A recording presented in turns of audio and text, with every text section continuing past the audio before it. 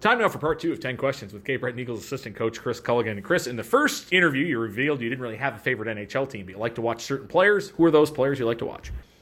It's not as obvious as what it used to be. It used to be Datsuk. I love watching him. He's just so creative in the things that he would do. It was just pure entertainment. It wasn't necessarily even like watching hockey. He was the big one that kind of got me on that trend where I started just watching players. But now there's so many high-skilled players in the game now that's kind of what I gravitate to, I think. But not exactly one in particular. Maybe some different players for different reasons. Growing up, or maybe even at university, best subject in school?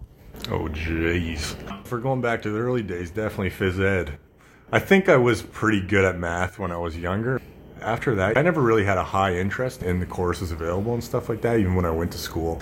Part of it is you get the education package from the league and stuff like that. You don't want to forfeit that, but at the same time, you got to be motivated in what you're pursuing or else it's not going to end up well.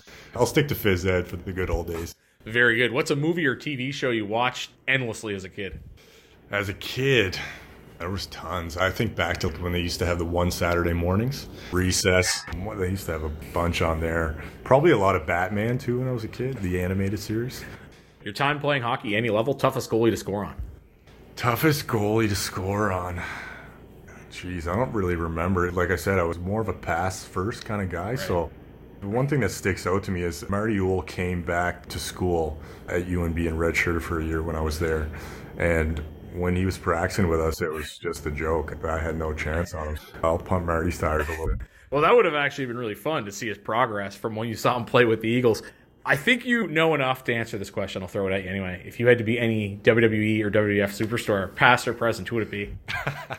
Yeah, you would watch as a kid. I think my dad might still watch it, actually. So, again, something else I inherited, I think, from him. Jeez, I don't know. I kind of want to say Stone Cold, but I don't think that's a good thing to say as a kid watching wrestling. Stone Cold or The Rock, that was kind of when I watched it as a kid. So both of them were just two huge personalities. Right, and that's kind of what made it more profitable than ever. Why do you wear number 7, or why did you wear number 7? Same. I think everyone in my family did, so it kind of got passed down. We see that a lot with players. I like to ask the local guys this. Place in Nova Scotia you've never been that might surprise people. There's probably tons. I'm a little more of an indoors guy, we'll say, even though I appreciate the nature side of things. I'm not the kind of guy to just go out, seek something out by myself or something like that. So I'm sure there's lots. There's probably not one that's really coming into mind that would surprise people, though. Most unexpected place hockey took you? A rink maybe you played in, how did I get here? I would probably say Edinburgh, Scotland. It's an old rink. I don't think they have a team anymore, actually, but awesome city. One of the best cities to live in, I think.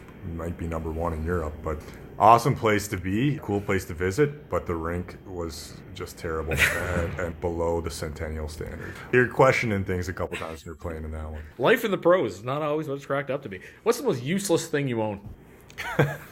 Useless thing I own? I don't know if I have anything. Why would I own it if I don't use it? That's a good answer. Lastly, we're coming up on the end of the year. Bigger sports story in Canada this year, do you think? The Raptors winning the NBA title or Bianca Andreescu winning the U.S. Open?